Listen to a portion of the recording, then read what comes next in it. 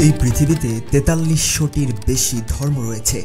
বিশ্বজুড়ে প্রায় ২.৩ বিলিয়ন খ্রিস্টান, ২ বিলিয়ন মুসলিম, ১.১ বিলিয়ন হিন্দু, ৫০০ মিলিয়ন বৌদ্ধ এবং ১৫ মিলিয়ন ইহুদি রয়েছে। এত ধর্মের মধ্যে কেউ কেউ প্রশ্ন করেন, ইসলামকে কেন বেছে নেওয়া উচিত?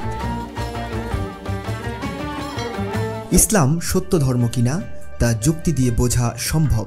দার্শনিক দেকার্থের সংশয়বাদ কৌশল অনুসরণ করে এটি ব্যাখ্যা করা যায়।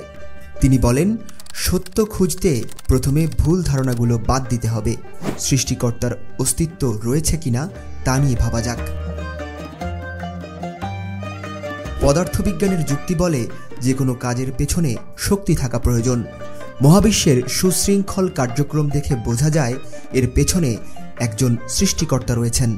গাভীর দুধ, মৌমাছির মধু কিংবা গাছের ফল সবকিছু এমনভাবে তৈরি যা মানুষের জন্যে উপকারী।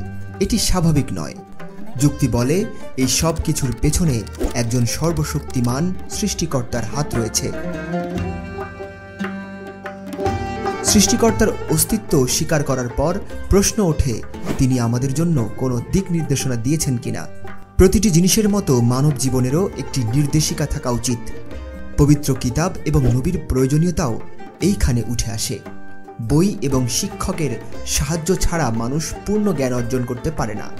সৃষ্টিকর্তা আমাদের জন্য নবী পাঠিয়েছেন, যারা আমাদের শেখান কিভাবে তার দেয়া নির্দেশিকা মেনে চলতে হবে। ইসলাম এই ৩টি শর্ত পূরণ করে। সৃষ্টিকর্তা, পবিত্র কিতাব এবং নবীর উপস্থিতি ইসলামের মূল ভিত্তি।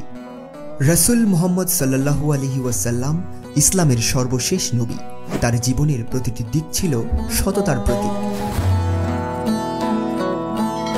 ২৩ বছরের নবুয়তের জীবনে তার আচার আচরণ, নীতি এবং ইবাদত মানুষের কাছে সত্যতার প্রমাণ দিয়েছে।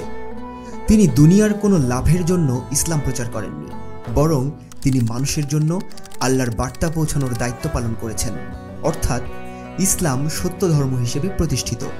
এটি যুক্তি এবং নৈতিকতার ভিত্তিতে মানুষের জীবনে সঠিক পথ প্রদর্শন করে।